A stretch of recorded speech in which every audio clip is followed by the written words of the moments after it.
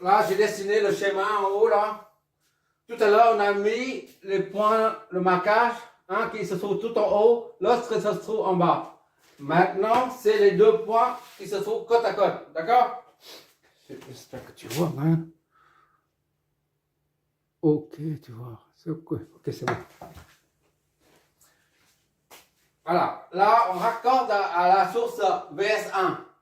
C'est 600 racine de 2. D'accord? 0. Et on va voir si on obtient ça à la sortie. D'accord? On va mettre ici, c'est CA. CA. Toujours C ici. A. CB. OK. Bon, maintenant, il faut supposer un courant I0 qui entre. La source VS1 débite un courant I0 qui va dans ce sens-là. Et après, c'est IAB. D'accord? C'est une supposition. Et ICD vers le haut. ICD. D'accord?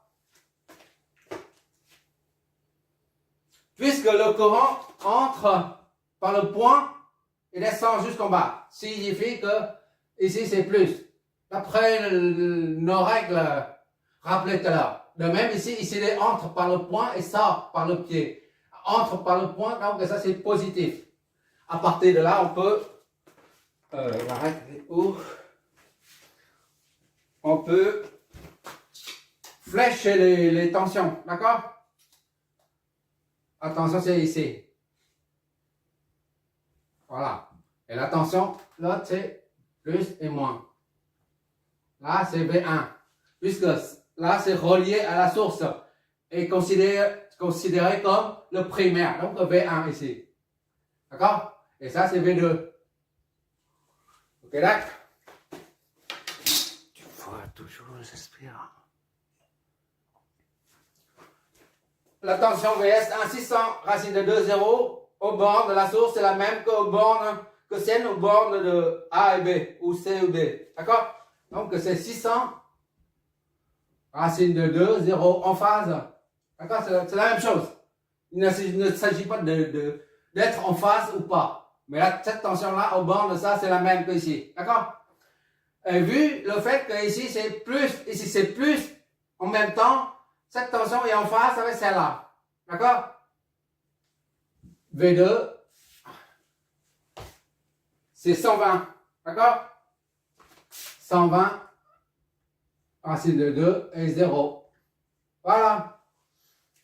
Et pour avoir 480 racine de 2, 0, il faut orienter la flèche vers le haut. Ça, moins ça donne ça. Donc, V out vers le haut. Tout à l'heure, V out, c'est vers le bas. T'as vu? Maintenant, c'est V out, c'est vers le haut. Voilà. Quoi d'autre? Ben, c'est tout. Hein. Maintenant, on peut analyser. Avant d'analyser, on va faire aussi un schéma de câblage concrètement. D'accord? Pour permettre de bien comprendre. Je vais faire le schéma de câblage. Ça, c'est le schéma qu'on voit sur les autotransformateurs seulement. J'ai repris le schéma là. Ici, là. Ça, c'est BD. D'accord? Il faut changer ça. BD. DB. DB. D et B. Voilà. Le point A, je remets ici, là, le point A. Le point A et le point C sont reliés ensemble. Hein. Il faut relier ça ensemble. D'accord? A et C, c'est le même point. Donc, on relie ensemble. Voilà.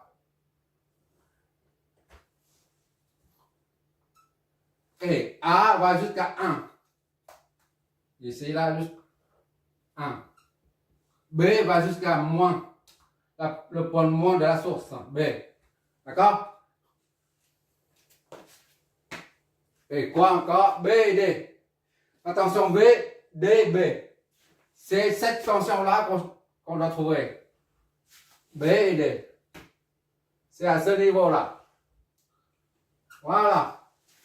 Tout à l'heure, BD c'est en haut. Maintenant, c'est en bas. V, dB. D'accord? dB. 480 racine de 2, 0 là.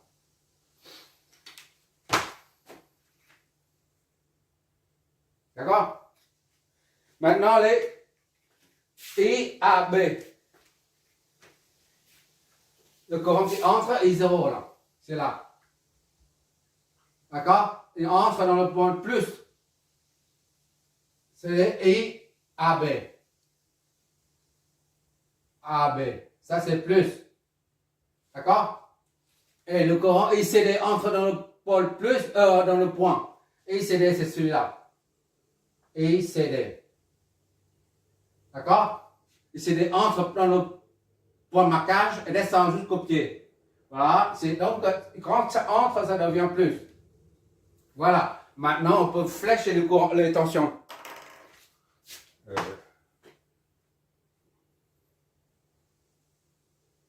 Voilà.